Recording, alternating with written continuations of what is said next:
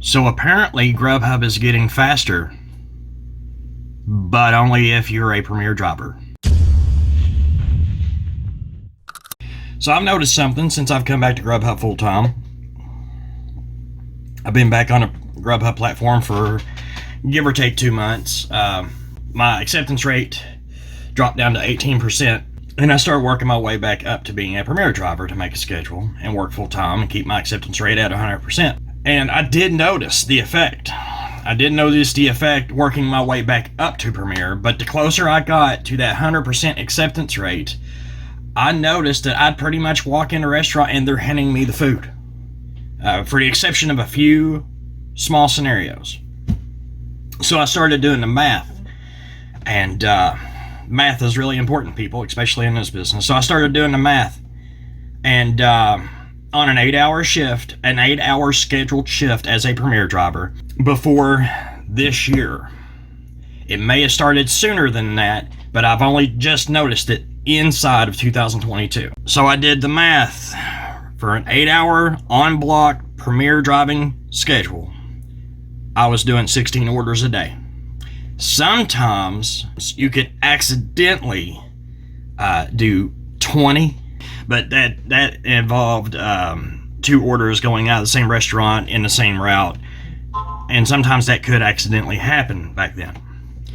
Here recently, I thought it was an increase in demand at first until I counted how many deliveries I started doing on an average 8-hour on-block Premier driving schedule. With a 100% acceptance rate, it went up to 24, and it's staying there consistently.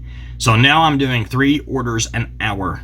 I do know they changed it to where now when you tap got order leaving, they automatically throw you a new order. If you pay attention and you know your area really well, I've noticed that they throw me orders that sometimes are en route. Like there's a restaurant along the way to this first delivery. I can stop at a restaurant, pick up, finish out that first delivery, and proceed to the second delivery. But that's, they help you, but they can't tell you, hey, this is what that's for. You got to figure that out on your own. So you got to get really good at routing. But here recently, if there's a restaurant on a street, like I pick up from a restaurant and I go to deliver to a customer, and there's a restaurant near that customer that's on the GRUBHUB platform, they'll throw me an order from that restaurant that's on the same street as the customer.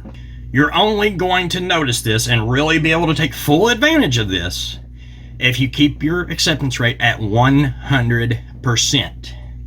Because I'm still hearing pro drivers complain about long wait times.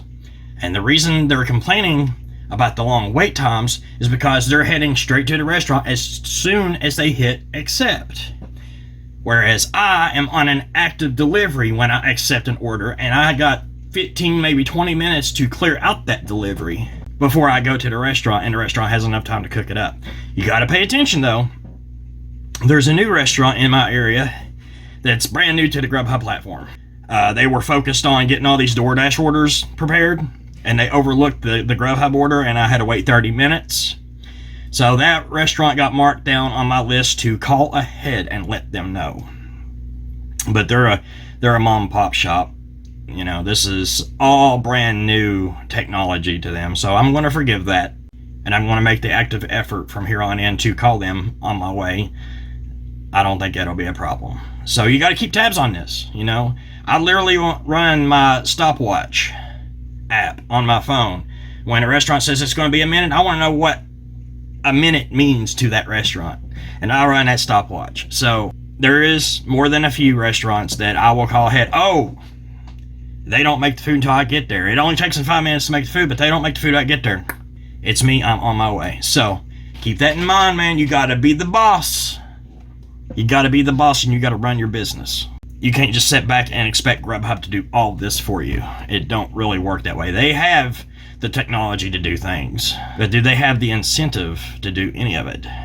Because there's only 9, maybe 10% of drivers are like me. But I think it's worth every penny.